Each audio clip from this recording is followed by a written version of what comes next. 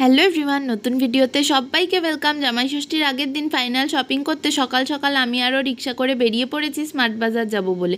পৌঁছানোর পর অনির্বাণ এখানে কার্ট নিয়ে চলে আসে আর বাছা শুরু করে দেয় ভালো ভালো দেখে বড় বড় হিমসাগর আম।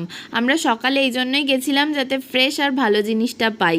আর গিয়ে দেখছি সবে জিনিস এসছে আর ওরা ওখানে সব ফ্রেশ জিনিসগুলো সাজাচ্ছিল।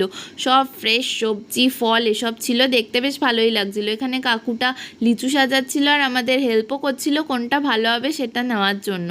তারপর অনির্বাণের 2 ঝাঁক লিচু পছন্দ হয়ে যায়, এই দেখো আমরা নিয়ে নিয়েছি। তারপর এগুলো যেহেতু ওয়েট করার পর বিলিং করতে হতো তাই ওয়েট করতে চলে গেছিলাম। আর চোখে পড়ে 3 টাকা পার পিস পাতিলেবু, বাইরে ভীষণ দাম তাই 10 পিস তুলে নিয়েছি। আর তারপর চলে গেছিলাম খুচখাচ শপিংয়ে। আমাদের ফেভারিট পপকর্ন, তাও আবার বাই 1 গেট 1-এ ছিল তাই তুলে নিলাম। আর এখানে আমাদের সমস্ত শপিংই হয়ে গেছে। লাস্টে নিয়েছিলাম 2